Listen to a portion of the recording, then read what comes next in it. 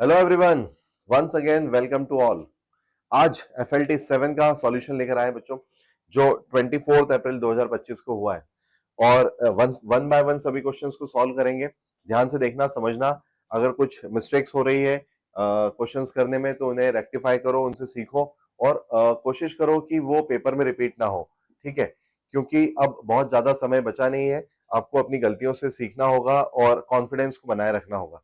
ठीक है, तो कंप्लीट सिलेबस टेस्ट होने वाला था बच्चों, फुल लेंथ टेस्ट था, FLT था। क्वेश्चन नंबर 1 पर आ जाते हैं। वन बाय वन सभी क्वेश्चंस को सॉल्व करते हैं और देखते हैं किस तरह से इन्हें सॉल्व किया जाना था, सही अप्रोच क्या होना चाहिए। ठीक है, तो interference fringes are obtained due to interference of wave from two coherent sources of light having amplitude A1 and 2A1। ठीक है, वेव से एक क्वेश्चन है, इंटरफेरेंस करवाया है, A1 और 2A1 दो एम्पलीट्यूड गिवन है कोहेरेंट सोर्सेज के, the ratio of maximum minimum intensity in the interference.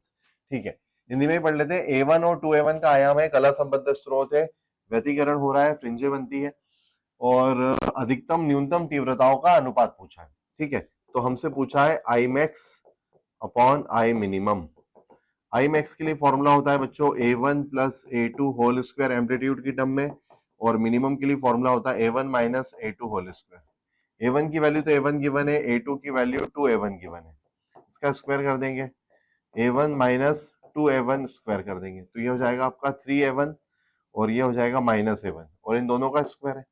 ये A1 वाली टर्म तो कैंसिल हो जाएगी, माइनस का स्क्वायर प्लस हो जाएगा, तो 3 स्क्वायर 9, 9:1 इसका आंसर आ जाएगा। तो ऑप्शन डी आपका सही जवाब होगा। ठीक है, चलो क्वेश्चन नंबर 2 पर आते हैं।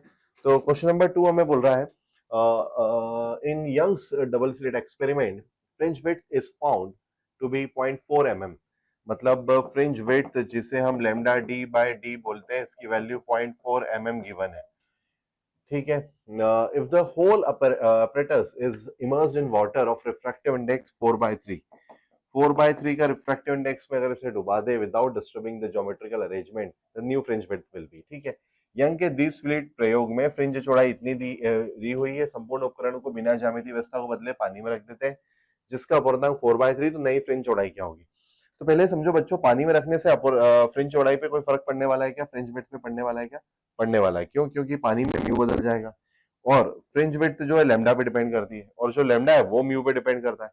तो म्यू बदलेगा तो लैम्डा बदलेगा, लैम्डा बदलेगा तो बीटा भी बदलेगा।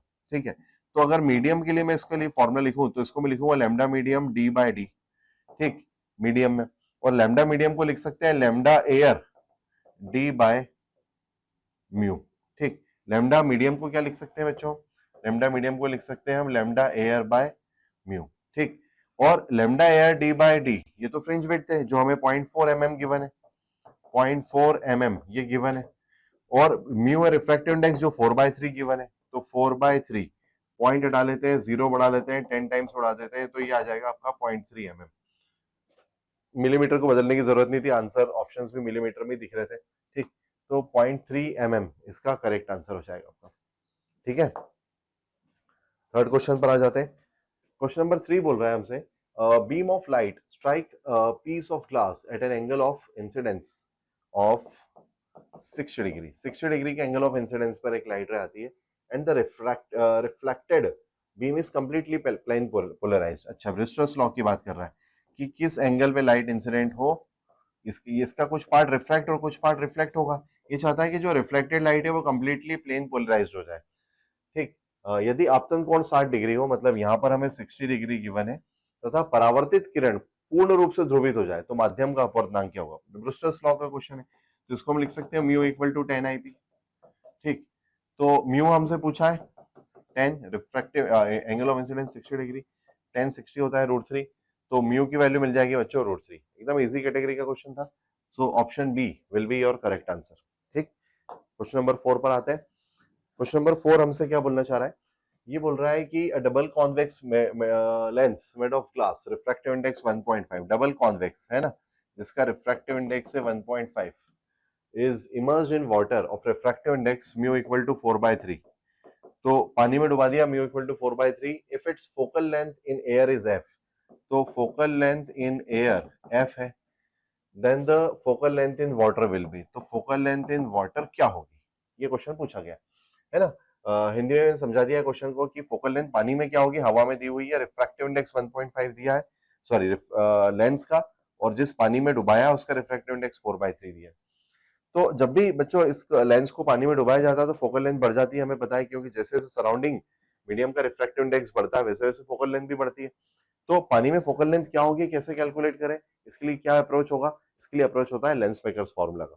तो लेंस मेकर्स फॉर्मूला है बच्चों 1/f, एयर के लिए लिखेंगे, इसको मैं लिखूंगा mu glass -1, 1/r1 - 1/r2। Mu glass जो है वो हमें गिवन है 1.5, 1.5 मतलब 3/2 - 1, 1/r1 - 1/r2। ठीक, तो 3/2 मतलब 1.5 - 1 मतलब ये बचेगा हाफ, तो 1/r1 - 1/r2, ये ना फोकल लेंथ इन एयर। अब अगर मैं मीडियम की बात करूं कि अगर हम मीडियम में या वाटर में 1 फोकल लेंथ इन वाटर लिखें तो ये फॉर्मूला हो जाएगा mu glass upon mu water -1, 1/r1 - 1/r2। ठीक, मीडियम में फोकल लेंथ कैलकुलेट करने का ये फॉर्मूला है ना, इस प्लेस पर हम म्यू जी बाय म्यू डब्ल्यू पुट कर देते हैं। ठीक है, ठीक है भैया, तो म्यू जी बाय म्यू डब्ल्यू पुट कर दिया हमने। तो म्यू जी गिवन है हमें 3/2 और म्यू वाटर गिवन है 4/3 -1 -1 1/r1 - 1/r2 1/fw, तो 1 फोकल लेंथ इन वाटर ये हो जाएगा आपका 9/8 -1। एक काम करते हैं, इस टर्म की वैल्यू 1/r1 - 1/r2 की वैल्यू 2/f एयर यहाँ पे पुट कर देता हूँ, 2/f एयर, और एयर में f गिवन है, एयर में जो फोकल लेंथ गिवन है ये रहा, एयर में जो फोकल लेंथ गिवन है वो तो f है, उसको रख दिया 2/f। ठीक, इस तरह से, तो 9/8 मतलब ये हो जाएगा 1/8, 1/8 इंटू 2/f, ये कैंसिल करेंगे तो ये हो जाएगा 4 टाइम्स, तो इसका आंसर हो जाना चाहिए 4f, तो f वाटर हो जाएगा आपका 4f। ठीक, तो फोकल लेंथ पानी में 4 टाइम्स हो जाएगी, 4 गुनी हो जाएगी। ठीक, तो 4f होगा आपका सही जवाब। ठीक, नेक्स्ट क्वेश्चन पर आते हैं, क्वेश्चन नंबर 5। क्वेश्चन नंबर 5 हमें बोल रहा है the effective spring constant of the system in the figure shown. ठीक है, दर्शाए गए चित्र में निकाय का प्रभावी स्प्रिंग नियतांक होगा। ठीक है, तो यहां पर देखो बच्चों रिजिड सपोर्ट दिखाई दे रहा है आपको, यहां पर देखो रिजिड सपोर्ट दिखाई दे रहा है। ठीक है, इन दो के बीच में सेटअप लगा हुआ है, मास बीच में है, इसका मतलब ये दोनों तो हो गए पैरेलल, और अगर ये दोनों पैरेलल हो गए तो ये हो गया 2k। अब ये दोनों भी पैरेलल हो गए क्योंकि मास बीच में लगा हुआ है, ये जितना एलोंगेट होगा ये उतना ही कंप्रेस होगा, या फिर ये जितना एलोंगेट होगा ये वाला सिस्टम उतना ही कंप्रेस होगा। इसका मतलब 2k और 2k का पैरेलल, 2k और 2k का पैरेलल हो जाएगा 4k। ठीक है, क्योंकि पैरेलल में ऐड होता है, ये दोनों भी पैरेलल है, ऐड हो गया 2k, 2k 2k भी पैरेलल है तो ऐड हो गया 4k। ठीक, तो सही जवाब होगा इसका 4k। इजी कैटेगरी थी। ठीक, होपफुली सबने सही करा होगा। क्वेश्चन नंबर 6 पर आते हैं। 6 बोल रहा है person moves along O A B C, O A B C ऐसे चला है, ओ से ए फिर बी फिर सी पर आया। What is the displacement from the initial position O A equal to 30, O A this value is 30 है ना, ए बी इक्वल टू 20, ये वाली जो डिस्टेंस है ये 20 है, बी सी इक्वल टू 30√2, ये है 30√2। ठीक है, एक व्यक्ति ओएबीसी के अनुदिश क्षेत्रानुसार गति करता है, प्रारंभिक स्थिति से विस्थापन क्या होगा, मतलब यहां से यहां तक, ये वाली टर्म हमसे पूछी। ठीक, कौन सा डिस्टेंस पूछे हमसे, ये वाली है ना, ये पूछा हमसे ओ सी, ये इसका डिस्प्लेसमेंट है, ये पूछा गया है। तो बच्चों अगर हमें ये मिल जाए जो कि ऑलरेडी हमें पता है 20, ठीक, और सोचो अगर ये वाली डिस्टेंस भी मिल जाए तो इसमें से 20 माइनस कर दूंगा तो ये आ जाएगा, है ना, इस पूरे में से 20 माइनस कर दूंगा तो ये जो डिस्प्लेसमेंट हमें चाहिए ये आ जाएगा, और इसे माइनस करने के लिए इस 30√2 का यूज करता हूं मैं। ये जो 30√2 आपको गिवन है इसके बना लेते हैं दो कंपोनेंट। ठीक, अब क्योंकि हमें एंगल तो पता नहीं है क्या है, तो एंगल को मैं ले लेता हूं थीटा। ठीक, और थीटा ले लेता हूं, तो ये वाला कंपोनेंट हो जाएगा 30√2 cos थीटा, जिसकी वैल्यू यहां पर ध्यान से देखो गिवन है, जिसकी वैल्यू 30 है ना, और ये वाला कंपोनेंट हो जाएगा 30√2 sin थीटा। अब अगर मैं यहां से थोड़ा कैलकुलेशन करूं तो 30 कैंसिल, cos थीटा मिलेगा 1/√2, 1/√2 मतलब थीटा की वैल्यू 45 डिग्री मिल गई, और ये जो पूरी साइड है 30√2 sin थीटा है, तो मैं इसको लिख रहा हूं 30√2, थीटा 45 मिला तो sin 45 1/√2, 1/√2 तो √2 कैंसिल, ये इसका मतलब ये पूरी लेंथ 30 है, ये 30 है, ये 20 है, तो ये वाली डिस्टेंस 10 हो जाएगी। तो इसका सही जवाब होगा 10 मीटर। ठीक, A will be your correct answer. ठीक, ये नहीं, A will be your correct answer. ठीक, सही जवाब होगा 10 metre from initial position. 10 metre का डिस्प्लेसमेंट हो चुका। क्वेश्चन नंबर 7 पर आते हैं। 7 हमें बोल रहा है string of length L fixed at one and and carries a mass capital M at the other and. The string makes 2 by pi revolution पर सेकेंड। क्या क्या दिया है बच्चों? 2 by pi revolution.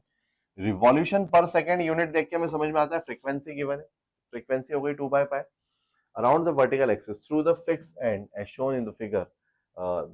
Then tension the string is। ठीक, L लंबाई की एक डोरी, ये जो डोरी है इसकी लेंथ हमें L गिवन है, एक सिरे पर स्थिर है तथा दूसरे सिरे पर M द्रव्यमान रखती है। यहाँ पर एक M द्रव्यमान इस तरह से लगा हुआ है। दृढ़ सिरे से ऊर्ध्वाधर अक्ष के चारों ओर 2 by pi चक्कर प्रति सेकंड मतलब आवृत्ति डोरी में तनाव है।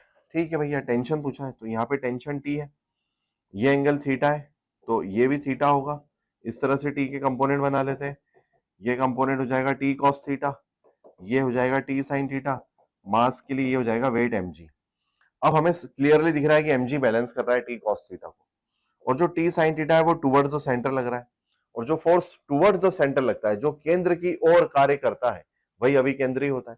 तो ये फोर्स जाएगा सेंट्रीपिटल फोर्स। तो centripetal the centripetal is provided by T sin theta, है ना, आवश्यक अभिकेंद्री बल T sin थीटा से मिल रहा है। और क्योंकि फ्रीक्वेंसी की बात हो रही है तो इसको ओमेगा की टर्म में लिख लेता हूं, mr omega square equal to T sin theta. तो इसे मैं लिखूंगा mr ओमेगा स्क्वायर, ओमेगा को लिख देता हूं मैं 2 पाई न्यू, है ना, ओमेगा को लिख सकते हैं हम, ओमेगा को क्या लिख सकते हैं बच्चों? 2 पाई न्यू, और जो न्यू है वो गिवन है 2 बाय पाई, है ना, 2 बाय पाई है, करेक्ट, 2 बाय पाई। तो ओमेगा की वैल्यू हो जाएगी 4, है ना, ओमेगा की वैल्यू हो जाएगी 4, यहाँ भी वैल्यू रखना पड़ेगी, मैंने लिख दिया था T sin थीटा। ठीक, तो ओमेगा की वैल्यू हो गई 4 स्क्वायर, 4 स्क्वायर हो जाएगा 16, ये हो जाएगा 16 mr square, sorry 16 mr equal to T sin theta. ठीक है, हमें चाहिए टेंशन, लेकिन हमें मिल गया T sin थीटा, तो sin थीटा को हटाते हैं। sin थीटा को हटाने के लिए L गिवन है, तो L के अगर हम कंपोनेंट बनाए तो ये वाला कंपोनेंट, है ना, कलर चेंज कर लेना चाहिए, L का ये वाला कंपोनेंट बन जाएगा आपका, ये थीटा है तो ये भी थीटा है, तो ये कंपोनेंट हो जाएगा L cos थीटा, और ये वाला कंपोनेंट हो जाएगा आपका L sin थीटा, और L sin थीटा ये R के इक्वल है। तो हमें समझ में आया कि जो L sin थीटा है वो किसके इक्वल है? R के। तो sin थीटा इक्वल टू हो जाएगा R बाय L। तो जहां है sin theta 16 mr equal to T, sin theta को लिखेंगे R by L, R cancel, L इस तरफ ले आओ तो T इक्वल टू 16 ml, ये आपका टेंशन का करेक्ट आंसर हो जाएगा। T इक्वल टू 16 ml, है ना, 16 ml कहीं गिवन है हमें, option number D will be your correct answer. ठीक, नेक्स्ट क्वेश्चन, क्वेश्चन नंबर 8 पर आ जाते हैं। क्वेश्चन नंबर 8 क्या बोलना चाह रहा है हमें? Two conducting spheres of radii R1 and R2 are charged such that they have the same electric field on their surfaces. ठीक है, सरफेस पर सेम इलेक्ट्रिक फील्ड है और स्फीयर है ना, स्फीयर है, स्फीयर की सरफेस, दो अलग अलग स्फीयर, दोनों पे इंटेंसिटी सेम है। The ratio of electric potential at there centre से, सेंटर पे पोटेंशियल क्या हो? सेंटर पे पोटेंशियल वही होता है जो सरफेस पे होता है, क्योंकि स्फीयर की बात हो रही है। R1 R2 त्रिज्याओं के दो चालक गोले हैं, इस तरह से आवेशित है कि उनकी सतह पर विद्युत क्षेत्र बराबर रखते हैं, मतलब E1 इक्वल टू E2, दोनों की इंटेंसिटी सरफेस पे बराबर है। केंद्र पे विद्युत विभव का अनुपात होगा, तो V1 अपॉन V2 पूछा है। तो सेंटर पर पोटेंशियल होता है बच्चों K Q1 बाय R1, और इसके लिए अपन लिखेंगे K Q2 by R2। K तो कैंसिल हो रहा है, अगर हमें Q1 बाय Q2 या R1 बाय R2 की वैल्यू मिल जाए तो काम हो जाएगा, और उसके लिए हमें इक्वेशन ये भी गिवन है। तो इंटेंसिटी को लिख सकते हैं क्या? K Q1 bye R1 square surface पर, है ना, सरफेस पे इंटेंसिटी, इसको लिखेंगे K Q2 by R2 square, K तो कैंसिल हो जाएगा, मैं यहाँ से Q1 बाय Q2 की value R1 by R2 whole square calculate कर लेता हूँ। तो ये जो Q1 बाय Q2 है इसको मैं लिख रहा हूँ R1 square upon R2 square, और R2 बाय R1 यहाँ पहले से ही है, एक R1 और एक R2 कैंसिल हो जाएगा, तो हमें R1 बाय R2 मिल जाएगा। ठीक, तो इसका जो सही आंसर होगा वो होगा बी, R1 बाय R2। ठीक है, चलो क्वेश्चन नंबर 9 पर आते हैं। क्वेश्चन नंबर 9 हमें क्या बोलना चाह रहा है भैया, चलो देखते हैं। 4 metallic plates arranged as shown in the figure. If the distance between each plate, then capacitance of the given system between point A and B is very very less than है. ठीक है, चार धातु की प्लेटों को दिखाए अनुसार व्यवस्थित किया गया. यदि प्रत्येक प्लेट के मध्य दूरी d हो तो बिंदु A और B के बीच की तुल्य धारिता होगी. A और B के बीच, ये प्लेट A से कनेक्ट है, ये प्लेट A से कनेक्ट है, ये B से कनेक्ट है और ये भी B से कनेक्ट है. तो A और B के बीच में एक कैपेसिटर तो यहाँ बन जाएगा. A और B के बीच में सॉरी ये A से कनेक्ट है ना, एक A से कनेक्ट है. A और B के बीच में एक कैपेसिटर यहाँ बन जाएगा और ये दोनों B से कनेक्ट है तो ये कोई कैपेसिटर नहीं बनेगा. तो यहाँ दो कैपेसिटर बन जाएंगे बच्चों, दो बन जाएंगे. और क्योंकि दोनों A और B के बीच में कनेक्ट है, एक कैपेसिटर A और B के बीच में, दूसरा भी A और B के बीच में पैरेलल है, तो C इक्विवेलेंट हो जाएगा आपका 2C और एक की कैपेसिटी होती है A epsilon naught A by D. तो इसका आंसर हो जाएगा आपका 2 epsilon naught A by D. ठीक, so option number B will be your correct answer. चलो क्वेश्चन नंबर 10 पर आते हैं. A body of mass 3 kg is acted on by a force which varies as shown in the graph. The momentum acquired is given by. Momentum कितना मिलेगा 3 kg के एक पिंड का पर बल कार्यरत है, चित्रानुसार है, संवेग होगा. ठीक है, तो अगर हम ध्यान से देखें तो ये फोर्स टाइम ग्राफ है, बल समय ग्राफ है. ठीक, बल समय ग्राफ. ठीक, और हमें पता है F इक्वल टू होता है dp बाई dt. तो dp इक्वल टू हो जाएगा f dt. और इन दोनों का जो प्रोडक्ट है, जब भी हम प्रोडक्ट कैलकुलेट करते हैं, गुणनफल कैलकुलेट करते हैं, तो वो ग्राफ के एरिया से मिलता है. इसका मतलब हमें सिंपल, अगर मोमेंटम चाहिए है ना और ग्राफ गिवन है तो हमें इस ग्राफ का एरिया कैलकुलेट कर लेना चाहिए. तो इसका एरिया हो जाएगा बच्चों हाफ बेस. बेस कितना है इसका 2 इंटू हाइट, हाइट है इसकी 10 प्लस इसका एरिया हो जाएगा लेंथ इंटू ब्रेड. तो 6 माइनस 2 करेंगे तो 4 और हाइट है 10, तो ये तो हो गया 40 है ना, और ये हो गया 10. तो 40 plus 10 that is 50. So 50 Newton second will be your correct answer. ठीक है, 50 न्यूटन सेकेंड आपका सही जवाब होगा. चलिए क्वेश्चन नंबर 11 पर आ जाते हैं. क्वेश्चन नंबर 11 पर आते हैं. In Young's double slit experiment an electron beam is used to form a fringe pattern instead of light. The speed of electron is increased then the fringe pattern will be. ठीक है, इलेक्ट्रॉनों की चाल को बढ़ा दिया जाए तो फ्रिंज चौड़ाई पर क्या प्रभाव पड़ेगा. लाइट की जगह इलेक्ट्रॉन बीम का यूज कर लिया है और अगर इलेक्ट्रॉन्स की स्पीड को बढ़ा दे तो फ्रिंज विड्थ पर क्या फर्क पड़ेगा, इस तरह से क्वेश्चन पूछ रहा है. ठीक, तो फ्रिंज विड्थ के लिए फॉर्मूला क्या होता है बच्चों. फ्रिंज विड्थ के लिए फॉर्मूला होता है लैम्डा डी बाई डी. क्या फ्रिंज विड्थ लैम्डा पे डिपेंड करती है. इलेक्ट्रॉन के लिए अपन लिख सकते हैं lambda equal to h by m v, है ना. Lambda equal to h by m v, क्योंकि ये तो स्पीड ऑफ लाइट से भी चल सकता है ना, तो इसकी काइनेटिक एनर्जी का फॉर्मूला हम यूज नहीं कर पाएंगे, हमें तो इस तरह से इसे यूज करना पड़ेगा. अब क्वेश्चन बोल रहा है कि अगर आप v बढ़ाएं तो क्या होगा. इस फॉर्मूले से हमें समझ में आया कि अगर आप v बढ़ाते हो तो लैम्डा डिक्रीज हो जाएगा, क्योंकि दोनों इनवर्सली प्रोपोर्शनल है. और अगर लैम्डा डिक्रीज हो जाएगा तो लैम्डा और बीटा तो डायरेक्टली प्रोपोर्शनल है, तो बीटा भी डिक्रीज हो जाएगा. तो इसका सही आंसर होगा घट जाएगी, डिक्रीजेस. ठीक, so fringe width will be decreases. Question number 12. चलो क्वेश्चन नंबर 12 पर आते हैं. The electron of the particle is given by a equal to electron acceleration of the particle is given by a equal to 3t. ठीक, तो a equal to 3t का तो acceleration given है, t equal to 0, v equal to 0, x equal to 0, है ना. t equal to 0 पे velocity और position दोनों 0 है. The velocity and displacement at t equal to 2. t equal to 2 पे velocity और displacement पूछा है. ठीक, त्वरण की का समीकरण दिया है, प्रारंभिक समय पर v और x दोनों 0 है. अभी बोल रहा है वेग विस्थापन क्रमशः होंगे. तो a को लिख सकते हैं क्या बच्चों, dv by dt equal to 3t, है ना. इसको लिख सकते हैं dv equal to 3t dt, integrating both the side. t equal to 0 पे v 0 है और टाइम t पर वेलोसिटी vm, ऐसा कैलकुलेट कर लेता हूँ. तो dv का इंटीग्रेशन हो जाएगा v और upper limit minus lower limit हो जाएगा v. 3 आ जाएगा बाहर, t को लिख देंगे t स्क्वायर बाय 2. ठीक, लिमिट 0 से t, तो ये आपको मिल जाएगा 3t स्क्वायर बाय 2. ठीक, थोड़ा अच्छे से लिख देता हूँ इसको. ये आपको मिल जाएगा 3 सेकेंड, टी स्क्वायर बाय 2।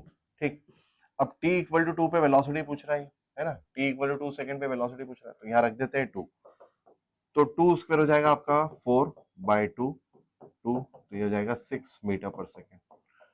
तो t इक्वल टू 2 सेकेंड पर वेलोसिटी तो आ जाएगी आपकी 6 मीटर पर सेकेंड। 6 मीटर पर सेकेंड केवल एक ही ऑप्शन में दिया हुआ है, तो यही आपका सही जवाब हो जाएगा। लेकिन फिर भी डिस्प्लेसमेंट कैलकुलेट कर लेते हैं, क्योंकि अगर एक सेम ऑप्शन नहीं होते यार तो कैसे करते हैं समझ लेते हैं। एक्स वी को लिखते हैं dx बाई dt, इधर है आपका 3t square by 2, so dx equal to 3 by 2 t square dt।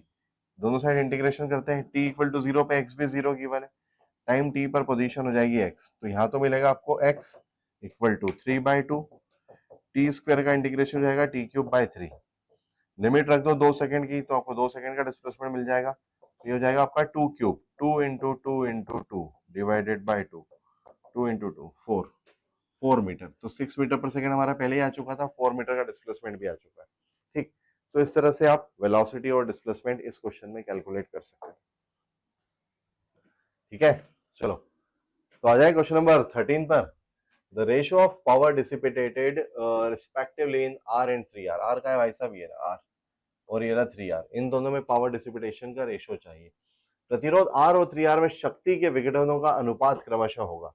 सबसे पहले तो ये पता करते हैं इसमें करंट कितना फ्लो रहा है, क्योंकि हमें कोई करंट गिवन नहीं है, कोई वोल्टेज भी गिवन नहीं है। इन दोनों का वोल्टेज सेम होगा और इन दोनों में कंबाइंडली करंट सेम होगा। तो अगर मैं टोटल करंट को I बोलूं, इसको I1 बोलूं, इसको I2 बोलूं, तो इसमें भी करंट I ही फ्लो होने वाला है, क्योंकि ये I1 I2 में बटेगा और यहाँ के फिर से I बन जाएगा। तो I1 I2 का पहले रेशियो निकाल लेते हैं। I1 I2 किस तरह से डिवाइड होगा, इसको लिख सकते हैं V बाय R, V दोनों में सेम है, तो 1 by R is to 1 by 2R। ठीक, एक ऐसे नंबर से मल्टीप्लाई करो कि डिनोमिनेटर 1 बन जाए, तो मैंने 2R से मल्टीप्लाई कर दिया। 2R से मल्टीप्लाई करने से ये रेशियो 2:1 का आ गया, मतलब 2:1 के रेशियो में करंट डिवाइड होगा। तो पहले वाले में कितने हिस्से हो रहे हैं, 2:1 मतलब 3 हिस्से हो रहे हैं, तो टोटल करंट के 2 हिस्से है ना, टोटल करंट का 1/3 करो और उसके 2 हिस्से I1 में चले जाएंगे और I2 में जाएगा 1 हिस्सा। टोटल करंट के 3 हिस्से और I2 में गया 1, तो यहाँ पर जो करंट है वो I/3 मिला और यहाँ पर जो करंट है वो 2I/3 मिला। ठीक, अब पावर का रेशियो ले लेते हैं। R और किस किस में पावर का रेशियो पूछा, R और 3R, मतलब R पहले और फिर 3R। ठीक, क्या पावर को लिख सकते हैं वोल्टेज इंटू करंट, क्या वोल्टेज को लिख सकते हैं IR, ये हो जाएगा I स्क्वायर R, ये हो जाएगा I स्क्वायर R, इसको I1 R1, इसको I2 R2 लिख देता हूँ। तो इसमें करंट कितना फ्लो हो रहा है, 2I/3, 2I/3 स्क्वायर है, तो एक बार और लिख लेते हैं 2I/3। रेजिस्टेंस की वैल्यू R है, इसमें करंट कितना फ्लो हो रहा है, इसमें तो I फ्लो हो रहा है, तो यहाँ आ जाएगा I स्क्वायर, है ना, और R की वैल्यू कितनी है इसकी, इसकी वैल्यू 3R है, तो R से R कैंसिल, I स्क्वायर से दोनों I कैंसिल, है ना, 2 इंटू 2 हो जाएगा 4, 3 इंटू 3 इंटू 3 हो जाएगा 27, तो 4/27। ऐसा कुछ ऑप्शन दिखाई दे रहा है क्या, हमें दिखाई दे रहा है ना, option D will be your correct answer. ठीक, इस तरह से पावर डिसिपिटेशन आ जाएगा। ठीक, चलो क्वेश्चन नंबर 14 पर आते हैं। क्या बोल रहा है क्वेश्चन नंबर 14, ये बोल रहा है the value of g at any place is 9.8 metre per second if the size of the earth is suddenly shrink to the half, radius half हो गई, मतलब जो फाइनल रेडियस है वो इनिशियल रेडियस की हाफ हो गई है। द डेंसिटी रिमेन्स अनचेंज, है ना, इनिशियल और फाइनल डेंसिटी इक्वल है, then the value of g at the place will be. ठीक है, किसी स्थान पर जी का मान इतना है, यदि एकाएक पृथ्वी का आकार सिकुड़ कर आधा रह जाए परंतु घनत्व वही रहे, तो उसी स्थान पर जी का मान क्या होगा। ठीक है, तो डेंसिटी वाला फॉर्मूला यूज कर लेते हैं बच्चों। पहले वाला जी था, बाद वाला जी डैश हो गया। इसके लिए फॉर्मूला होता है 4/3 R G रो, है ना, बाद में हो गया 4/3 पाई, R की वैल्यू R/2 हो गई, G और रो तो सेम है, तो 4/3 pi cancel, 0 0 cancel, R cancel, तो ये 2 पर चले जाएगा, 2:1, तो G डैश की वैल्यू आ जाएगी आपकी, G डैश की वैल्यू आ जाएगी G/2, G है आपका 9.8 डिवाइडेड बाय 2, तो ये 4.9 आ जाएगा, 4.9 metre per second square. Option number A will be your correct answer. ठीक, नेक्स्ट क्वेश्चन, क्वेश्चन नंबर 15 पर आते हैं। ये क्या बोलना चाह रहा है? ये बोल रहा है the force constant between the restoring force F and displacement x of a spring according to the graph shown below. ठीक है, चित्र में प्रदर्शित स्प्रिंग में प्रत्यानयन बल F व विस्थापन x के मध्य आलेख चित्रानुसार स्प्रिंग नियतांक होगा। तो F इक्वल टू हमें पता है बच्चों माइनस ऑफ के एक्स, तो k की वैल्यू हो जाएगी माइनस एफ बाई एक्स। तो जो भी टर्म रेशो से मिलती है ना, अनुपात से मिलती है, वो स्लोप से भी मिलती है, और हमें दिख रहा है कि स्लोप नेगेटिव है। तो स्लोप नेगेटिव है, तो इसका जो स्लोप है इसको हम लिख सकते हैं माइनस टेन थीटा, क्योंकि नेगेटिव है, माइनस माइनस प्लस हो जाएगा, ये हो जाएगा टेन थीटा। तो के की वैल्यू इस ग्राफ के स्लोप से मिल जाएगी, और थीटा की वैल्यू गिवन है 30, तो यहाँ पर आ जाएगा आपका टेन 30, और टेन 30 होता है बच्चों 1/√3। ठीक, तो 1/√3 के की वैल्यू आ जाएगी। एकदम इजी क्वेश्चन है ना? इसका भी आंसर आपको आ गया होगा, होपफुली सबने सही किया है क्वेश्चंस। क्वेश्चन नंबर 16 पर आते हैं। 16 बोल रहा है a particle starts moving from position of rest under a constant acceleration if it travel a distance x in t second. ठीक है, रेस्ट से स्टार्ट लिया, मतलब यहाँ पे स्पीड 0 थी, t सेकंड में t इक्वल टू t पर ये x चला, है ना? t इक्वल टू t पर यहाँ पर ये कितना चला? x। The distance it will travel in next t second. हाँ, नेक्स्ट t मतलब t, और तो टाइम की वैल्यू हो जाएगी बच्चों यहाँ पे 2t। पहले t सेकंड में x चला, तो अब 2t सेकंड में y चलेगा मान लो, और हमसे y पूछा है ना? अगले 2t सेकंड में यहाँ से यहाँ तक कितना चला ये पूछा है। एक कण विराम से नियत त्वरण से गति करता है, नियत त्वरण है, कण x दूरी x t सेकंड में तय करता है, तो अगले t सेकंड में तय की गई, अगले t सेकंड में तय की गई दूरी y हो। u 0 है, तो यहाँ पर मैं लगा देता हूँ x, चाहे x है t है ये, तो सेकंड इक्वेशन लगा लेता हूँ, s equal to u t plus half a t square. तो x की वैल्यू मिल जाएगी हमें ए टी स्क्वायर बाय 2। यहां से हमें a कैलकुलेट कर लेना चाहिए, तो एक्सीलरेशन की वैल्यू मिल जाएगी 2x बाय टी स्क्वायर, है ना? क्योंकि एक्सीलरेशन पता होगा तो सेकंड वाला भी सॉल्व कर लेंगे। अब यहाँ पर इनिशियल वेलोसिटी नहीं पता, इसलिए मैं सेकंड इक्वेशन इस पूरे में लगा रहा हूँ, इस पूरे में सेकंड इक्वेशन लगा रहा हूँ, क्योंकि यहाँ पर इनिशियल वेलोसिटी मुझे पता है। तो पूरा डिस्प्लेसमेंट हो गया x प्लस वाई। तो अगर मैं यहाँ सेकंड इक्वेशन लगाऊं तो ये होगा s equal to u t plus half a t square. Total displacement हो गया आपका x प्लस वाई, ये तो टर्म जीरो हो गई, है ना? क्योंकि पूरे में इक्वेशन लगाई, तो यहाँ पे इनिशियल वेलोसिटी जीरो हो गई। ये आ गया हाफ। एक्सेलरेशन अब हमें पता है, क्योंकि हम पहले कैलकुलेट कर चुके हैं इसको। ये हो गया आपका 2x बाई टी स्क्वायर, और टाइम इस बार है 2t, तो 2t स्क्वायर करेंगे तो ये हो जाएगा 4t स्क्वायर। ये लो भाई साहब, t स्क्वायर भी कैंसिल और ये 2 भी कैंसिल, तो हमें y इक्वल टू मिला 4x minus x, that is 3x। तो y की वैल्यू मिल जाएगी 3x। इसका मतलब अगले t सेकंड में यहां से यहां तक ये 3x और चलेगा। So option B will be your correct answer. ठीक, चलो आते हैं नेक्स्ट क्वेश्चन, क्वेश्चन नंबर 17 पर। ठीक, question number 17, at the highest point of projectiles trajectory it has. ठीक है, प्रोजेक्टाइल मोशन का क्वेश्चन है। एक प्रक्षेपण में गतिपथ के उच्चतम बिंदु पर वह रखता है, यहां पर इसकी वेलोसिटी होती है u cos थीटा, और ये किसी ना किसी हाइट पर होता है। ठीक, केवल गतिज ऊर्जा गलत है, क्योंकि हाइट पर है तो पोटेंशियल एनर्जी भी। केवल स्थितिज ऊर्जा गलत है, क्योंकि इसकी वेलोसिटी u cos थीटा भी है। गतिज ऊर्जा स्थितिज ऊर्जा दोनों, हाँ ये सही जवाब। रेखीय संवेग नहीं रखता, गलत। मोशन में है तो सब पोटेंशियल तो हो गई, तो सही जवाब हो जाएगा आपका ऑप्शन नंबर सी। ठीक है, 18, question number 18, if a shell fired from a cannon it explode in air। Shell एक बॉम्ब फेंका और हवा में जाके फट गया, फट गया तो क्या हुआ, उसकी काइनेटिक एनर्जी बढ़ गई, है ना? तो संवेग में कमी, मोमेंटम तो कभी चेंज होगा नहीं, क्योंकि ब्लास्ट जो है वो एक इंटरनल फोर्स है, इंटरनल फोर्स कभी मोमेंटम को चेंज नहीं कर सकता। तो जो भी ऑप्शन मोमेंटम चेंज होने की बातें कर रहे हैं, मोमेंटम इंक्रीज मोमेंटम डिक्रीज बोल रहे हैं, तो सब गलत होगा। काइनेटिक एनर्जी इंक्रीजेस ये सही होगा, काइनेटिक एनर्जी डिक्रीजेस ये भी गलत होगा। ठीक, तो सही जवाब होगा उसकी काइनेटिक एनर्जी बढ़ जाएगी। ठीक है, चलो तो क्वेश्चन नंबर 19 पर आते हैं।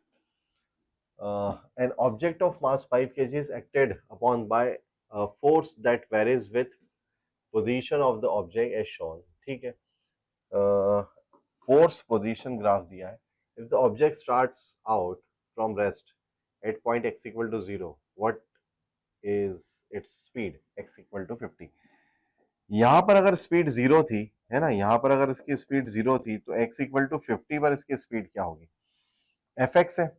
तो अगर इसका एरिया कैलकुलेट किया जाए तो वर्क मिलेगा, और वर्क को हम लिख सकते हैं काइनेटिक एनर्जी।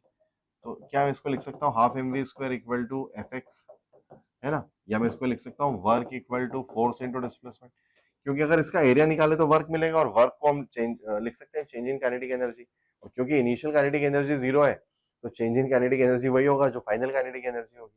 सो हाफ अंतिम गतिज ऊर्जा के बराबर हो जाएगा कार्य। m की वैल्यू है 5 और v यही तो पूछा है हमसे, इक्वल टू fx, fx होगा इसका एरिया, तो यहां से यहां तक 25 और ये 10, तो ये तो हो गया 250, लेंथ इंटू ब्रेथ, इसका एरिया हो गया बच्चों 250, इसका एरिया हो जाएगा हाफ, बेस हो जाएगा 25, 50 माइनस 25 मतलब 25 इंटू हाइट हो जाएगी आपकी 10, तो ये 5, तो ये हो गया 125, तो ये हो गया 125, तो दोनों को मिला के हो जाएगा 375, ठीक 375, तो fx की जगह आ जाएगा आपका 375।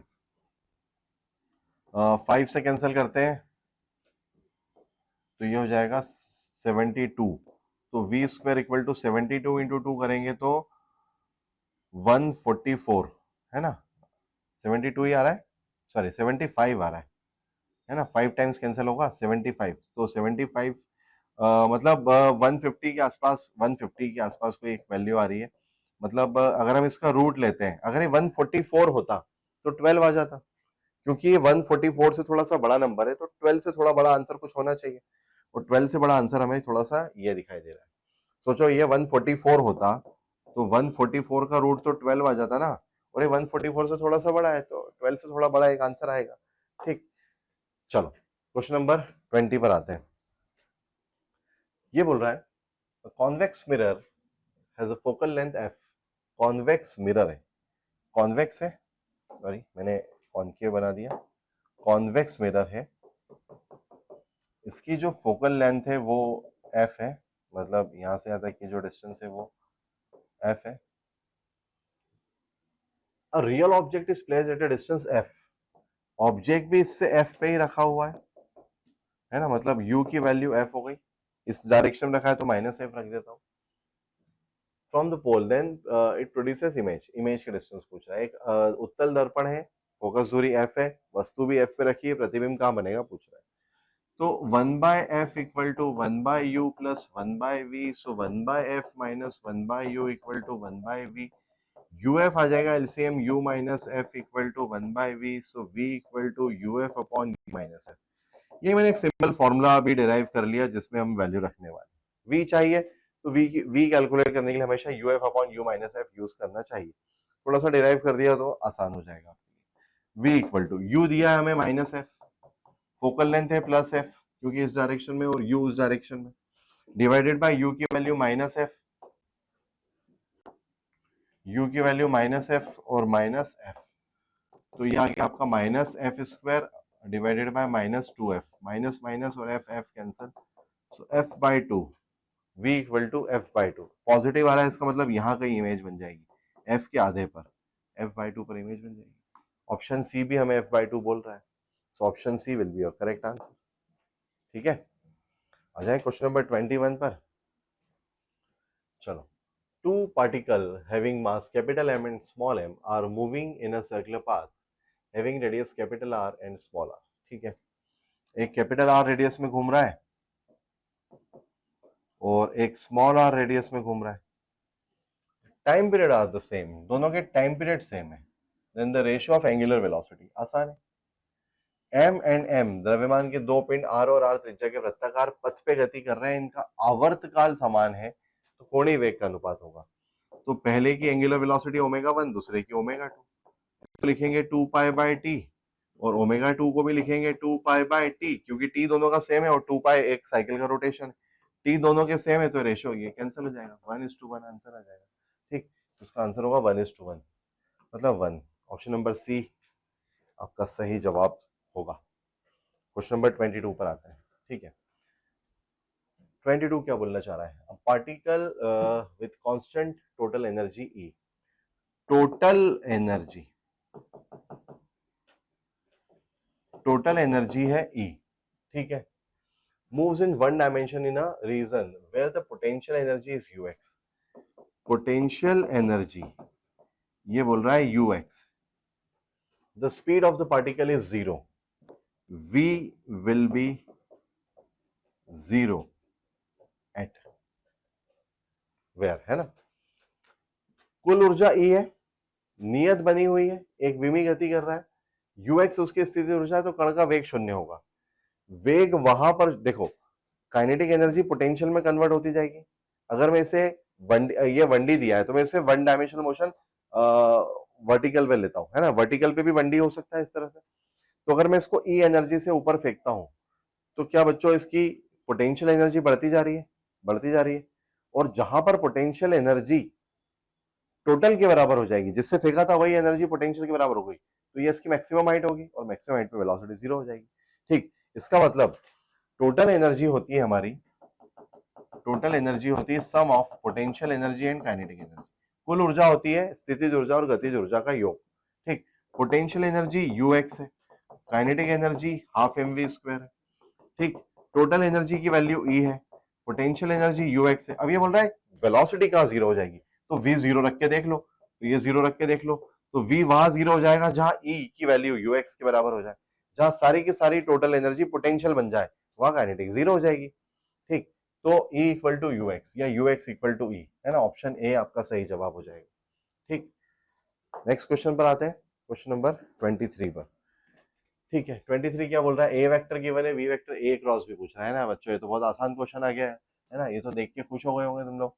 तो ए क्रॉस बी कैलकुलेट कर लेते हैं. ए क्रॉस बी कैलकुलेट करने के लिए ए वेक्टर आपको गिवन है 2ik plus 3jk plus 4kk, सारे पॉजिटिव भी है, ये भी बहुत अच्छी बात है. 4ik प्लस 3jk और प्लस 2kk, है ना. जरा थोड़ा लाइट शाइन होता है तो मुझे थोड़ा देखने में प्रॉब्लम होती है, इसलिए मैं इसको ऐसे देखता हूँ, है ना. ए क्रॉस बी चाहिए, तो ए क्रॉस बी की वैल्यू हो जाएगी आई कैप, आई को छुपा लो, 3 इंटू 2 हो गया 6, माइनस 4 इंटू 3 हो गया 12, प्लस जे कैप, अब जे को छुपा लो, 4 इंटू 4 हो जाएगा आपका 16, माइनस 2 इंटू 2 हो जाएगा 4. मैं इधर प्लस साइन यूज करता हूँ, इसलिए ये वाला क्रॉस प्रोडक्ट पहले ना करते हुए वो वाला करता हूँ, जिससे पॉजिटिव साइन आए. के को छुपा लो भाई साहब, तो 3 इंटू 2 हो जाएगा 6 माइनस 12, तो 6 माइनस 12 आ जाएगा आपका माइनस 6 आई कैप और प्लस 12 जे कैप, और ये आ जाएगा माइनस 6 के cap. Minus 6 12 minus 6, A option सही दिख रहा है मुझे. ठीक, ऑप्शन ए आपका सही होगा. नेक्स्ट क्वेश्चन नंबर 24 पर आते हैं. A boy covers a distance AB of 2 kilometer with speed of 2.5 kilo. 2 kilometre की डिस्टेंस 2.5 किलोमीटर पर आवर से ट्रेवल करी. While going from A to B, it come back from B to A. A से B गया 2.5 kilometre per hour से, फिर B से A वापस आया 0.5 किलोमीटर पर आवर से. His average speed will be.